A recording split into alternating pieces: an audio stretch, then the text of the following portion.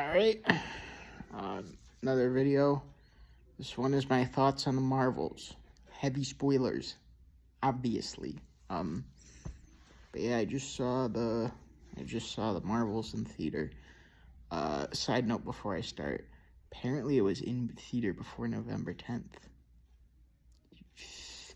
That's the release date, yet apparently it was in it before. Why must you hurt me in this way? Also, side note, it's like, Imagine had this kind of cheesy thing, hey, tell us all your memories you've had at the Imagine movie theater, just time with family and first dates and whatever, and I'm like, joke's on you, my first date was at a different movie theater. Get wasted. Anyway, thoughts on Marvels. It's actually pretty alright. I'd say it's B tier range. It's probably the most bananas movie ever, that the MCU has ever put out. But honestly, I think that's for the better. Just there's a lot of wacky shit going on. I mean, I think there are a few downsides.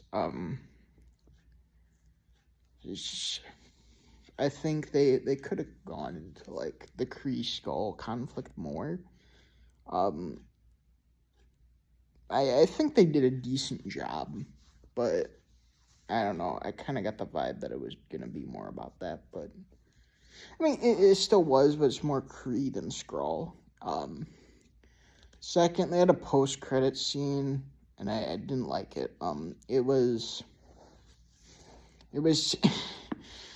okay. So at the end of the movie, Monica Rambeau has to close this literal tear in the fabric of reality.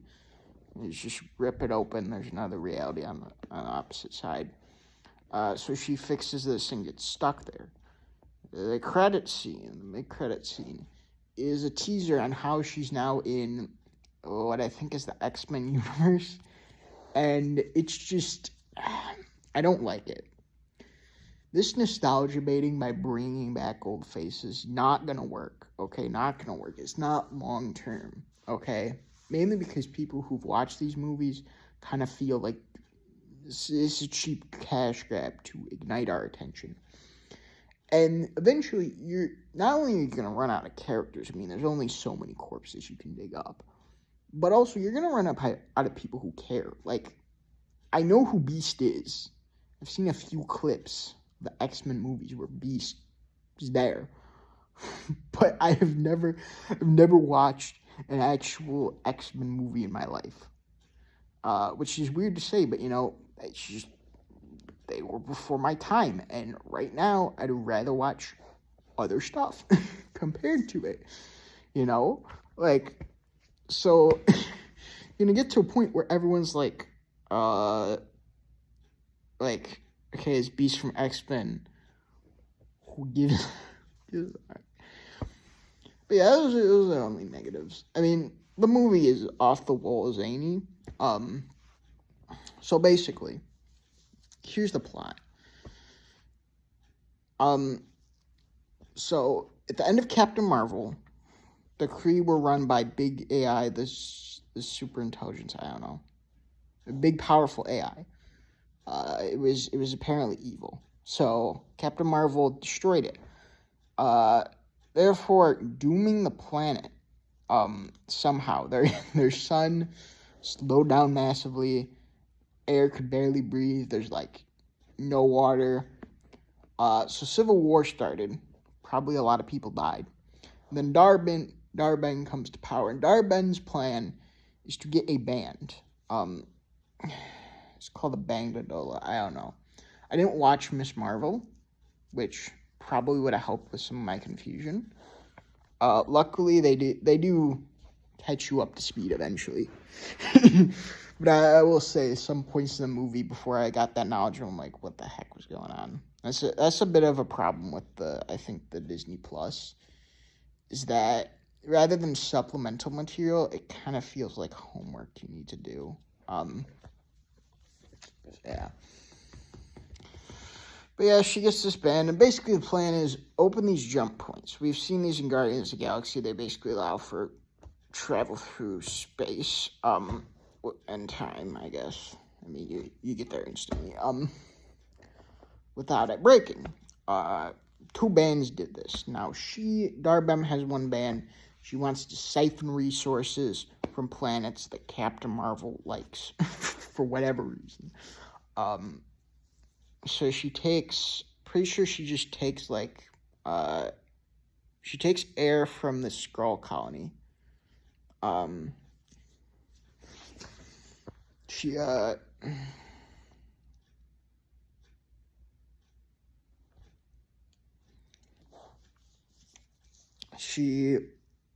God, man, God,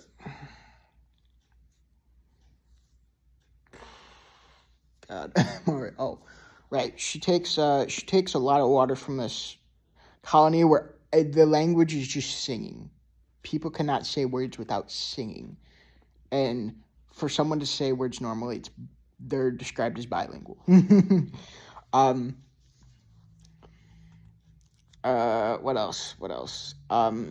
And then she's gonna take the sun from our universe, and so this would restore everything.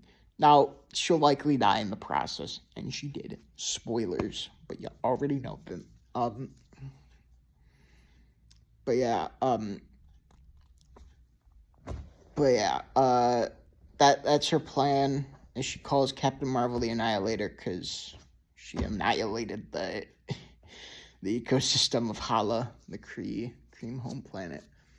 So yeah, that's the plot. And I'll be honest, it's not bad. We get to see a few places. Saw that Kree guy that Talos mentioned in Secret Invasion, I think. Emperor Drovax started with a D. I don't know. They just go somewhere with with Valkyrie. So yeah, that happens. But character time. Captain Marvel, Monica Rambeau, and Miss Marvel. I'll just call them Carol, Monica, and Kamala. Kamala sold me on this movie. Also, the fact that I got my ticket for free because the college does an event. Because my college, SVSU, does a few events with movies. They give you free tickets, and you can just party on with your friends, which is great. Because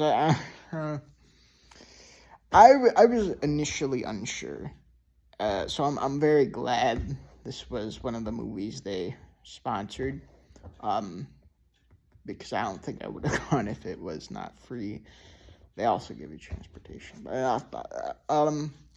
Kamala was the draw. She did not disappoint.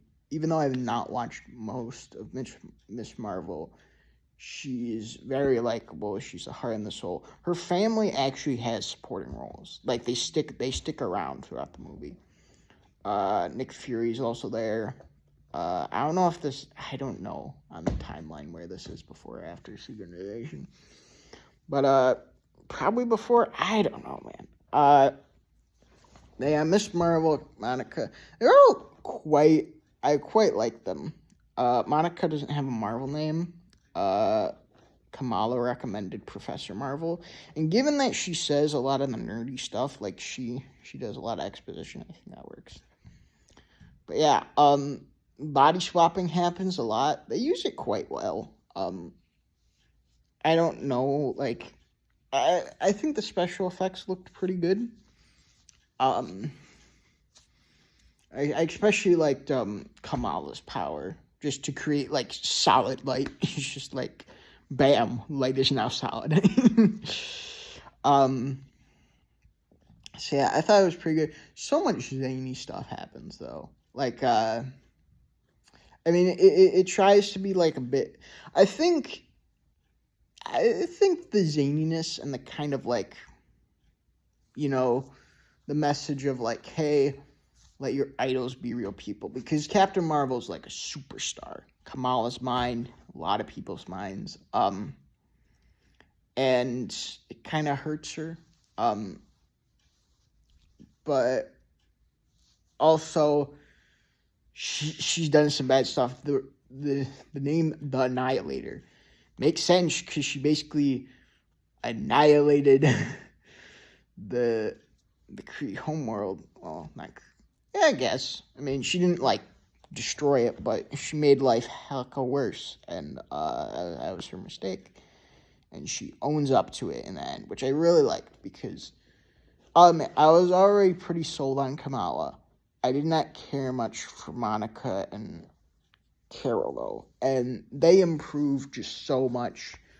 The chemistry was really tight, and honestly, I just I don't think they're like whatever.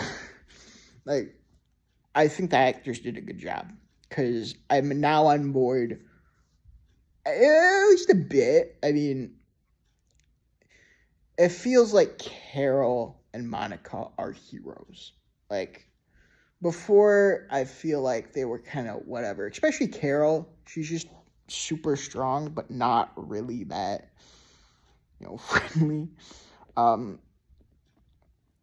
It kind of felt a bit fake. But here, I think the character growth was earned. They went through it, so good job. I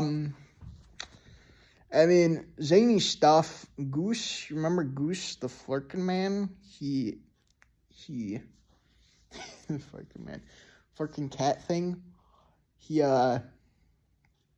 Well, space station is destroying. Nick Fury and all the people on it, including Kamala's family, have got to get out of there. Goose has been laying eggs. And they make a bunch of children. So what happens is that they have to just the cats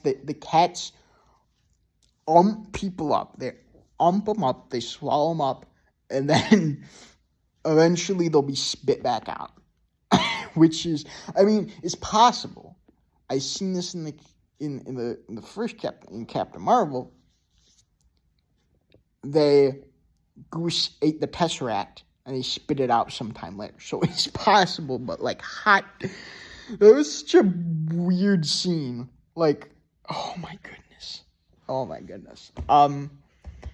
Like I said, planet where people sing. Did I say that? Well, that's where they got the water.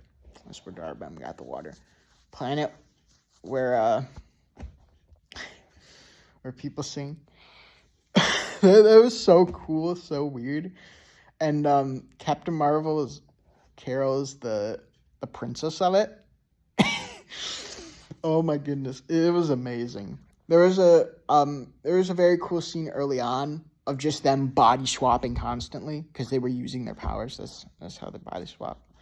That was really fun. I think they used the body swapping to good effect. Like at first it's comedic, then it's kind of used for battle prowess, but some funny moments happen because, you make mistakes. Yeah. So, ending. Oh, by the way, Kamala's family house gets wrecked, and I'm very glad they just move. They moved to the Rambo's old house, and it's just, at least I think they move. I don't know what else they'd be doing, because I guess they have to clean it out maybe a bit. I don't know. I'm overthinking it. But yeah, that was just so cool. Like, instead of rebuilding, they just move. That's nice, because their house, there was a fight there. It was effed up. Nick Fury's there. He's pretty good. And honestly, I think the movie was just zany. It was fun, but also a bit heartfelt. I don't know too much about it critically. I do feel like some things were a bit rushed. They rushed a lot in the beginning because this had a small time frame. But I felt like it wrapped up nicely. I think though the first bits do feel rushed, but I think that may be kind of the point. I don't know. But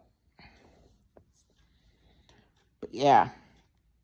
I definitely give it a watch. And then the end scene of the movie was so awesome. So, you know how you have the Marvels as a team? And for a while, the Avengers have not really been a thing. The Avengers have split up. They've done whatever. And for the longest time, there's been these kid versions, these Avengers babies, just kind of kiddie versions. Hulk's son, Kate Bishop. There's multiple people for Iron Man. Shoot, what else? I guess Isaiah Bradley. I don't know. There's just a lot of like kids. You have Love, from Thor: Love and Thunder, and